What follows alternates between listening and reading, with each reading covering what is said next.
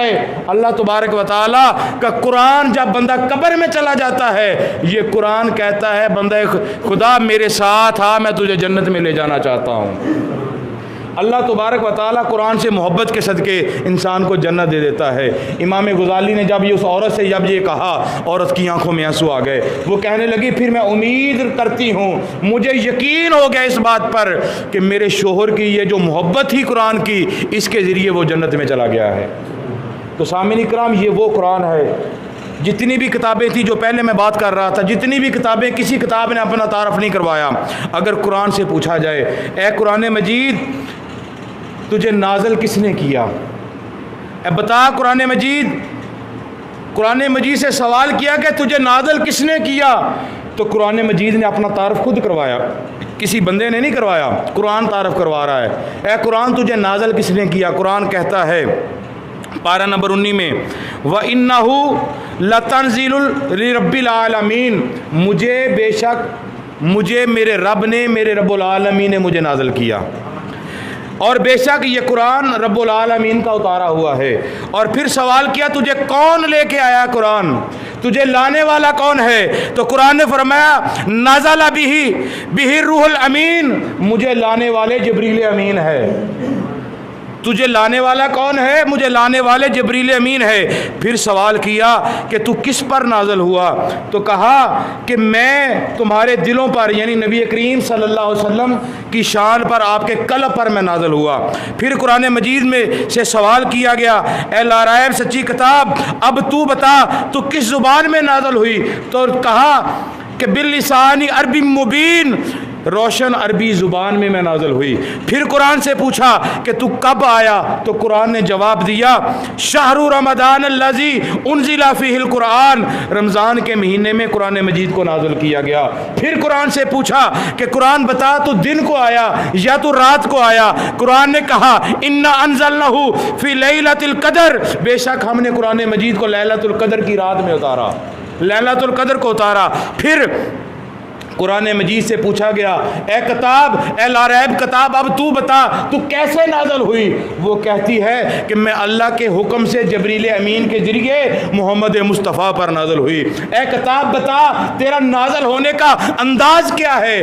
कुरान कहता है मेरा अंदाज़ ये था कि रब का महबूब मोहम्मद मुस्तफ़ा, रब का महबूब मोहम्मद मुस्तफ़ा जब बाज़ार में जाता था, बात करता था तो मैं कुरान बनता था, कोई मसला पूछता था मैं कुरान बनता था, बीमार आ जाता शिफा के लिए दुआ होती तो मैं कुरान बनता, मरने वाले के लिए दुआ होती नबी हाथ उठाता मैं कुरान बनता। मेरा नबी जो जो करता गया खुदा मुझे कुरान बनाता गया।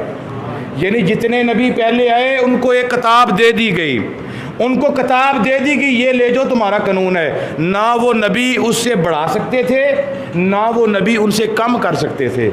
लेकिन जब बारी इमामुल अंबिया की आई, जब बारी हबीबे किब्रिया की आई, नबी रहमत की आई, जब ख़ातमुन नबीयीन की बारी जब आती है तो ये नहीं कहा कि हबीब कुरान ले जाओ, बल्कि नबी जो बात करते थे अल्लाह का कुरान बनता था। अल्लाह तबारक व तआला ने वो लारैब, वो सच्ची किताब हमें दी है। अगर प्यारे नबी करीम सल्लल्लाहु तआला अलैहि वसल्लम अगर अपने रब्बुल आलमीन की बारगाह में ये दुआ कर दें, यानी ज़बूर, तौरात, अंजील पूरी की पूरी और यक वक़्त नाज़िल हुई। और अल्लाह ताला ने हज़रत दाऊद, हज़रत मूसा, हज़रत दाऊद अलैहिस्सलाम, हज़रत मूसा अलैहिस्सलाम, हज़रत ईसा अलैहिस्सलाम को फरमाया ये किताबें ले जाओ, ये तुम्हारी और तुम्हारी उम्मत के लिए दस्तूर और कानून हैं, अब इसमें कोई कमी या ज़्यादती नहीं कर सकता। मगर जब महबूब की बारी आई तो फरमाया प्यारे तू बोलेगा तो दस्तूर बनेगा, तू चलेगा तो कानून बनेगा। और अगर तू अपना सर आसमान की तरफ उठा लेगा, अगर तुम्हें किसी चीज़ की ज़रूरत होगी तो आसमान की तरफ सर उठाएगा तो कानून बनेगा। और फिर हुआ भी इसी तरह के पानी ना मिलने की सूरत में नबी पाक ने अल्लाह की बारगाह में दुआ की, या अल्लाह पानी नहीं मिल रहा, वज़ू कैसे करें? हुक्म हो गया, मुंह ऊपर किया आसमान की तरफ, हुक्म हो गया प्यारे अगर वज़ू करने के लिए पानी दस्तयाब नहीं है, पानी नहीं मिल रहा, प्यारे परेशान होने की क्या ज़रूरत है, तयम्मुम फरमा लो। तयम्मुम फरमा लिया गया। फिर हुक्म हुआ महबूब के चाहने पर बैतुल्लाह शरीफ को बना दिया गया। नबी पाक सल्लल्लाहु ताला अलैहि वसल्लम खाने काबे का तवाफ़ करें, ज़रा ज़हन के अंदर बात लेकर आए, क्योंकि आज की बात फ़कत कुरान मजीद की अज़मत, कुरान के साथ मोहब्बत के बारे में होगी। अल्लाह तबारक व तआला के नबी खाना काबा के अंदर, मक्का शरीफ के अंदर नबी पाक सल्लल्लाहु ताला अलैहि वसल्लम तवाफ़ कर रहे थे। कुफ़ार आए, उन्होंने आके नबी पाक के साथ बदतमीज़ी शुरू कर दी और यहाँ तक कह दिया, ए मोहम्मद अगर तू वाक़या ही अल्लाह का सच्चा नबी है, ए मोहम्मद अल्लाह का तू बरहक अगर नबी है, तो फिर हम तेरे साथ एक बात करना चाहते हैं। मेरे नबी ने फरमाया, बोलो क्या बात करना चाहते हैं। उन्होंने कहा कि अगर आप बरहक नबी हो तो हमारे किबले की तरफ मुंह करके क्यों नमाज पढ़ते हो? किबला हमारा है, हमारे किबले की तरफ मुंह करके क्यों नमाज पढ़ते हो? अपना किबला तलाश करो। मेरे नबी ने खाना काबा का तवाफ मुकम्मल किया, मस्जिद किबला तो लैन में चले गए। आज भी वो मदीना शरीफ के अंदर मौजूद है मस्जिद किबला तो लैन के नाम से। पूछा जाए किबला तो लैन क्यों कहा जाता है? कहा जाता है ये दो किबलों वाली मस्जिद है। क्यों दो किबलों वाली है? समाअत फरमाएं। नबी पाक ने कुफ़ार की ये ताने सुने, बात सुनी, मस्जिद किबला तो लैन में चले गए। जाकर आका अलैहिस्सलाम ने अल्लाह की बारगाह में दुआ की कि या अल्लाह, इन लोगों ने कहा अगर तू बरहक नबी है, सच्चा नबी है, तो अपना किबला तलाश कर, अपने किबले की तरफ मुंह करके नमाज पढ़। हमारे किबला, उस वक़्त किबला जो था खाना काबा नहीं था, ये भी समाअत फरमाएं। उस वक़्त तक खाना काबा की जाना मुंह करके नमाज नहीं पढ़ते थे। उस वक़्त जो नमाज पढ़ी जाती थी वो बैतुल मुक़द्दस की तरफ पढ़ी जाती थी, वो फ़लस्तीन के अंदर है। अल्लाह तबारक वो पहला घर खुदा का जहाँ पर हज भी किया जाता था, उम्रे भी वहाँ पर किए जाते थे। यानी कि सबसे पहले इबादत जो थी वो बैतुल मुक़द्दस में की जाती थी, उसके बाद हज और उम्रा, बाकी नमाज इबादत जो थी वो खाना काबा सऊदी अरब में शुरू हुई। आका अलैहिस्सलाम भी बैतुल मुक़द्दस की जाना मुँह करके नमाज पढ़ते थे। जैसे वो शेर है ना, अक्सा दे विच आका मेरे, पढ़ के नमाज पीछे तेरे। यानी वो इतना मकाम था, जैसे आज हम मुसलमान ये चाहते हैं ना, या अल्लाह हमें ताकत दे, हम तेरे घर में जाके नमाज पढ़ें, खाना काबा में जाकर। हर बंदे की ये तमन्ना है, हर बंदे की जो जुस्तजू है। एक पंजाबी में ना लोग अक्सर कहते हैं, कुदरती बात ज़हन में आगे, लोग कहते हैं जी शादी दे चौड़ जिन्हें नहीं खाते वो भी पछताया, तो जिन्हें खाते वो बहुता पछताया। ऐसे सुना है ना ये मुहावरा? मैं ये कहता हूँ ऐसी बात नहीं है, बल्कि बात यह है कि जिसने खाना काबा मदीना शरीफ की ज़ियारत नहीं की वो भी पछताया, और जिसने कर ली वो ज़्यादा पछताया। ज़्यादा पछताने की वजह यह है कि या अल्लाह, अभी तो मुझे पता चला था कि यहाँ इबादत कैसे की जाती है। अल्लाह, मुझे अभी तो पता चला था कि इबादत करने का अंदाज़ क्या है। अल्लाह, मुझे अभी तो पता चला था तवाफ़ ऐसे किए जाते हैं, सफ़ा मरवा में ऐसे जाया जाता है, हजर असवद का बोसा ऐसे लिया जाता है, मकाम इब्राहिम पे ऐसे खड़े किया जाता है, हतीम के अंदर ऐसे दाखिल हुआ जाता है।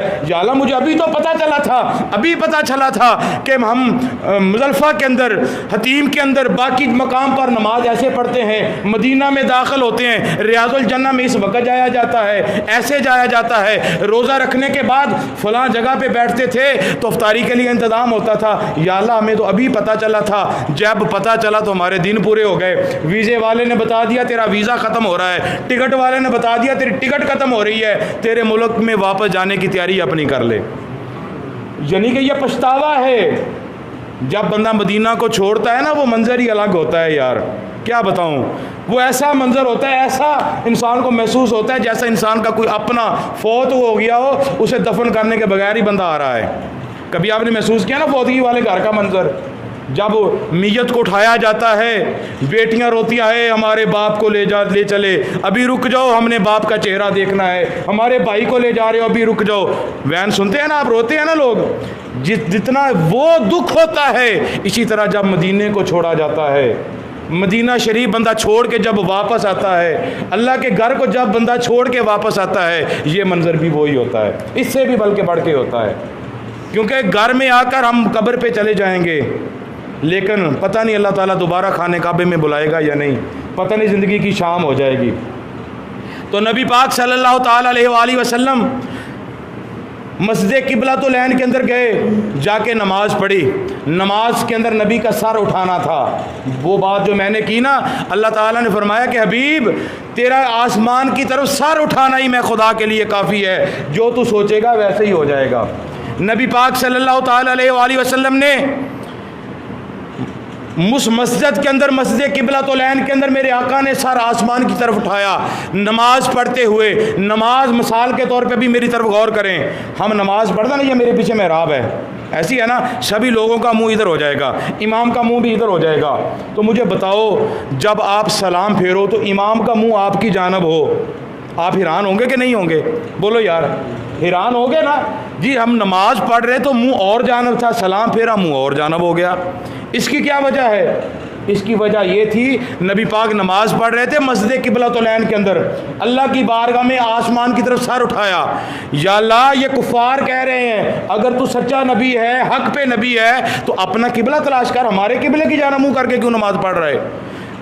कहा कि हबीब, जिस तरफ तेरा चेहरा घुम जाएगा, हबीब जिस तरफ तेरा रुख बदल जाएगा, हम किबला उसी तरफ बना देंगे। नबी का नमाज पढ़ना था, दिल के अंदर दुआ करना था, अल्लाह तबारक व तआला ने ज़मीन का रुख बदल के खाने काबे की जानब कर दिया।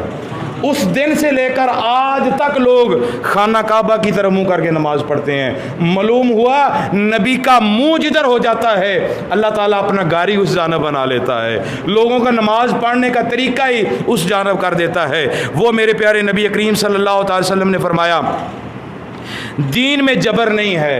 नबी पाक ने फरमाया दीन में जबर नहीं है। ये भी अल्लाह ताला ने कुरान मजीद में इरशाद फरमाया। लोगों ने कहा कि तुम्हारा दीन क्या है, तुम अपने दीन में लोगों को कैसे शामिल करते हो? क्या लड़ाई करके करते हो, उन पर जुल्म सितम करते हो, तशद्दुद करते हो, क्या करते हो? अल्लाह ताला ने फ़ौरन कुरान को नाज़िल कर दिया, फ़ौरन कुरान मजीद की आयत मुबारक नाज़िल हो गई। अल्लाह ताला ने फरमाया अभी भी इन लोगों से कह दीजिए ये दीन जबर का नाम नहीं है, बल्कि दीन जो है ये मोहब्बत का नाम है। दीन में जबर नहीं है, दीन में मोहब्बत ही मोहब्बत है। अगर आज के दौर के अंदर कुछ लोग हैं, अगर इंसान छोटी सी गलती कर लेता है ना, मैं अकीदे की ये बात करने लगा हूँ, अहले सुन्नत का और दूसरे लोगों का अकीदा समात फरमाएं। अहले सुन्नत के अंदर और दूसरे लोगों के अंदर बड़ा फ़र्क है दीन का भी। वो समात फरमाएं, अगर इंसान गलती कर लेना, नाउज़ुबिल्लाह अस्तग़फिरुल्लाह, अगर बंदा शराब पी लेता है, कुछ लोग ऐसे हैं, कुछ अकीदे वाले लोग ऐसे होते हैं, कुछ फ़िरके वाले लोग ऐसे होते हैं, कहते हैं जी बंदा शराब पी रही, अब नमाज नहीं पढ़ सकता, ये काफिर हो गया, दीन इस्लाम से ये खारिज हो गया, इसने ये गुनाह कर लिया, इसके साथ ये हो गया, इसके साथ वो हो गया, तरह तरह की बातें शुरू हो जाती हैं। लेकिन हमारा अहले सुन्नत का अकीदा ये है, क्योंकि हमारा नबी ने ये ऐलान किया दीन के अंदर जबर नहीं बल्कि दीन के अंदर मोहब्बत है। तो मोहब्बत से बात फरमाएं कैसे हैं? हमारा ईमान अहले सुन्नत का ये ईमान है। मेरे आला हज़रत इमाम अहले सुन्नत फरमाते हैं कि अगर बंदा जितने मर्ज़ी गुनाह कर ले, जैसी भी ज़िंदगी वो गुजार ले, जब वो अल्लाह के घर में जाता है, जाके खड़ा होकर कहता है ना, ए अल्लाह मेरे गुनाह माफ़ फरमा दे, अल्लाह मैं तेरी बंदगी के लिए आ गया हूँ, अल्लाह मुझे माफ़ फरमा दे, अल्लाह फरमाता है मेरी रहमत के दरवाज़े खुल जाते हैं। मैं तो इंतज़ार में रहता हूँ कब मेरा बंदा मुझसे माफ़ी मांगे, मैं माफ़ कर दूँ। वो वाक़या याद करें जो एक मरतबा मैंने बयान किया था कि एक मरतबा एक बंदा 70 मरतबा मेरे नबी अल्लाह की बारगाह में गया कि या अल्लाह मेरे पास रिज़्क़ नहीं है, या अल्लाह मैं गुनाहगार हूँ, मेरे पास कुछ नहीं है, मुझे दे दे। अल्लाह ताला दे देता। वो फिर क्या करता, फिर अपनी बात से मुकर जाता, फिर गुनाह शुरू हो जाते, फिर जब सारा निज़ाम ख़त्म हो जाता फिर अल्लाह की बारगाह में आ जाता, अल्लाह मुझे दे दे, अब मैं माफ़ी मांगता हूँ, मुझे दे दे, अब मैं दोबारा नहीं करता, अल्लाह फिर दे देता। 70 मरतबा इसी तरह गया। अब जब जाता अल्लाह की बारगाह में तौबा करने के लिए, अल्लाह ताला भी बोलता भी नहीं, अल्लाह के फरिश्ते पहले कहते अल्लाह वो बंदा आ गया है जो आपसे बार बार झूठ बोलता है, अल्लाह अब बता तेरा क्या हुक्म है। अल्लाह फरमाता है मेरे मलाइका इसे दे दो जो मांग रहा है। मलाइका कहते हैं या अल्लाह ये तो झूठ बोलता है, बात करता है, अपनी बात से मुकर जाता है, फिर जाता है। अल्लाह फरमाता है मैं इसका बात करना भी देख रहा हूँ, मैं खुदा इसके दिल को भी देख रहा हूँ। 70 मरतबा वो अल्लाह की बारगाह में आया, 70 मरतबा उसने आगे तौबा की, अल्लाह ताला ने 70 मरतबा उसे माफ़ किया। लेकिन जब वो 70वीं मरतबा आया, अब अल्लाह की बारगाह में आया, या अल्लाह पहले मुझसे गलतियां होती रहीं, मैं तौबा करता रहा, अपनी बात से मैं मुकर जाता था, अपनी बात से मैं फिर जाता था, अल्लाह तबारक व तआला अब मुझे माफ़ कर दे। तो मलाइका ने कहा या अल्लाह अब तेरा क्या हुक्म है? कहा कि फरिश्तों अब नहीं दूंगा इसे, फरिश्तों अब इसे मैं नहीं दूंगा। या अल्लाह पहले ये झूठ बोलता था, तू दे देता था, आज ये सच्चे दिल से तौबा करके आया है, आज तो कहता है मैं नहीं दूंगा। इसकी वजह क्या है? कहा कि पहले ये मुकरता था, ये दिखावे की तौबा करता था, आज ये सच्चे दिल से तौबा करके आया है। आज इसे मैं इस अंदाज से दूंगा, अगर इसके पास कम भी होगा उसमें बरकत डाली जाएगी, वो ज़्यादा हो जाएगा। तो सामिन इकराम, वो वक़्त आया इमामुल अंबिया हबीब किबरिया हज़रत मोहम्मद मुस्तफ़ा सल्लल्लाहु ताला अलैहि वसल्लम, आपने जब ये कुरान मजीद फ़ुरक़ान हमीद के बारे में लोगों को आगाह किया कि लोगों, ये अल्लाह तबारक व तआला की पक्की और साफ़ किताब है, सच्ची किताब है, इसमें कोई शक नहीं है, बल्कि इसके बारे में अगर कोई शक करता है तो वो उसका अपना शक होता है, अल्लाह ताला उसे इस्लाम से ही खारिज कर देता है। जो कुरान पे शक करेगा, नाउज़ुबिल्लाह ये गलत है, ये भी बात गलत है, नाउज़ुबिल्लाह ये भी बात गलत है। जो कुरान से फिर जाता है, अल्लाह तबारक व तआला उसे जन्नत से दूर कर देता है। जैसे बड़ा मशहूर और मरूफ़ है कुरान से मोहब्बत करने वालों के लिए, हज़रत उसैयद बिन जफ़ीर रज़ी अल्लाह तआला अन्हु फरमाते हैं कि एक मरतबा मेरे दिल के अंदर ये नबी पाक की बात असर कर गई। नबी पाक ने फरमाया जो कुरान से मोहब्बत करता है खुदा उसके साथ मोहब्बत करता है। मैंने कुरान की मोहब्बत के साथ कुरान के साथ मोहब्बत का अंदाज़ इस तरह अदा किया कि मैंने रात सोया नहीं, रात मैंने कुरान मजीद की तलावत शुरू कर दी। बड़ा मरूफ वाक़या है, इसको तिरमिज़ी शरीफ के अंदर भी लिखा गया है। मिशकात शरीफ के सफ़र नंबर 184 पर इस बात को लिखा गया है, हदीस मुबारक है कि वो बंदा रात को कुरान मजीद की तलावत शुरू कर दी। वो कहता है सूरह बकर जो है ना, मैंने अभी आधी पढ़ी थी, अभी बाकी थी। मैंने देखा कि मेरे घर के अंदर घोड़ा बंधा हुआ था, वो घोड़ा ज़ोर से चलाने लगा, बिदकने लगा, बोलने लगा और उछलने लगा। मेरे दिल के अंदर ख्याल पैदा हो गया कि मेरे घोड़े के करीब मेरा बच्चा सोया हुआ है, छोटा सा बच्चा है, अगर घोड़ा ज़्यादा उछला कूदा तो मेरे बच्चे को कहीं रौंद ना दे। मैं डर गया, मैं खामोश हो गया। जैसे ही मैं खामोश हुआ, मेरे खामोश होने की वजह वक़्त था कि घोड़ा फ़ौरन रुक गया। मैंने फिर कुरान मजीद की तलावत शुरू कर दी, फिर वो घोड़ा वही तरीका करने लगा, फिर वो चलाने लगा, बोलने लगा, कूदने लगा, उछलने लगा। मैं फिर खामोश हो गया। थोड़ी देर के बाद फिर मैंने वही अमल किया, घोड़े ने फिर वही अमल कर दिया। मैं बड़ा हैरान हुआ, मैं दौड़ के अपने बच्चे के पास गया कि मैं अपने बच्चे को वहाँ से उठा लूँ और बच्चे को साइड पे कर दूँ, कहीं मेरे बच्चे को ये रौंद ना डाले, मेरे बच्चे को ये कोई नुकसान ना पहुँचा दे। जैसे ही मैं करीब गया, मैंने बच्चे को उठाने की कोशिश की। जैसे मैंने नीचे मुँह करके बच्चे को उठाया तो मुझे महसूस ये हुआ कि जहाँ पर मेरा बच्चा है और एक साइड पे घोड़ा है, उनके दरमियान में एक नूर की लाट आसमान की तरफ जाती हुई मैंने देखी, एक रोशनी मैंने आसमान की तरफ जाती हुई देखी। सुबह के वक़्त मैं नबी पाक सल्लल्लाहु ताला अलैहि वसल्लम की बारगाह में गया। मैंने कहा कि या रसूलल्लाह सल्लल्लाहु ताला अलैहि वसल्लम, रात को ये मैंने वाक़या देखा, सारा वाक़या मैंने सुनाया। तो मेरे नबी ने फरमाया, ए उसैयद, तुझे ये नहीं पता वो क्या था?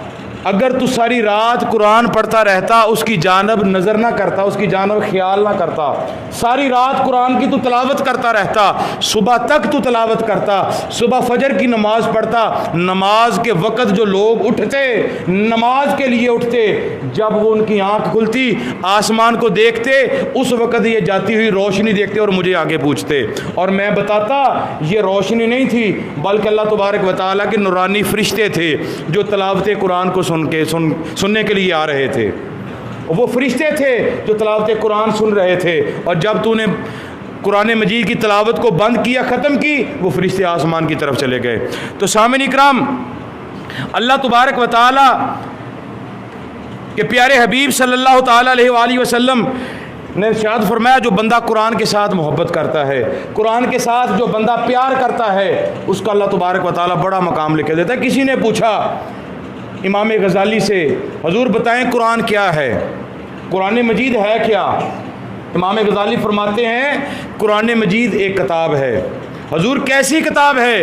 कहा ये दो तरह की है, ये छोटी भी है और बड़ी भी है। हुज़ूर छोटी भी है और बड़ी भी है, इसका मतलब? कहा छोटी इतनी है अगर बच्चा भी उठाना चाहे तो एक हाथ से उठा सकता है, और बड़ी इतनी है रूए कायनात में कोई ऐसा मसला नहीं है जो इसमें मौजूद ना हो, कोई ऐसी बात नहीं है जो इसमें मौजूद ना हो। हर तरह का फ़ैसला ये कुरान करता है, हर तरह का मसला इस कुरान मजीद किताब के अंदर मौजूद है। हुज़ूर बताइए, जैसे पिछले लोग थे, पिछली उम्मतें थी, उनकी किताबें भी थी, वो याद नहीं होती थी, हिफ़्ज़ नहीं होती थी, बड़ी मुश्किल थी, बताइए कुरान क्या है। कहा कि ये इसकी भी दो मकाम हैं। एक मकाम ये है कि ये बहुत ज़्यादा आसान है, और दूसरा मकाम ये है ये बहुत मुश्किल है। हुजूर आसान और मुश्किल, कहा कि हाँ आसान इतनी है अगर छोटा बच्चा इसे याद करना चाहे अल्लाह तबारक व तआला की कुदरत से ये उसे हिफ़्ज़ फरमा लेता है। और मुश्किल इतनी है इंसान सारी ज़िंदगी लगा दे, बड़े बड़े मुफ्तियान इकराम को इकट्ठा कर ले, बड़े बड़े दुनिया के पढ़े लिखे लोगों को इकट्ठा कर ले, तब भी कुरान मजीद जैसा एक लफ्ज़ भी वो लिख नहीं सकते। जैसे अल्लाह ने कुरान में कहा है ना कि इंसान और जिन मिलकर भी चाहें कुरान जैसी एक सूरत नहीं ला सकते। कहा कि ये मुश्किल इतनी है कि दुनिया के पढ़े लिखे लोग इस जैसा एक लफ्ज़ नहीं ला सकते। तो फिर कहा बताइए ये कुरान है क्या। कहा ये कुरान मजीद अल्लाह की किताब है, ये कलामुल्लाह है, ये कुरान मजीद कलामुल्लाह है, और जो इसके साथ मोहब्बत करता है वो खुदा का प्यारा बंदा बन जाता है। जैसे बड़ा मशहूर एक वाक़या है, मुख्तसर वक़्त ज़्यादा हो गया है, हज़रत बशर हाफ़ी का वाक़या। उन्होंने कुरान मजीद के साथ मोहब्बत ही तो की थी ना, सुना है ना अब आपने वाक़या, दोबारा भी समात फरमा ले कि बशर हाफ़ी एक बंदा था, शराबी था, गुनाहगार था, शराब पीता था, हर वक्त शराब में, जब नशा उतरता फ़ौरन शराब पी लेता।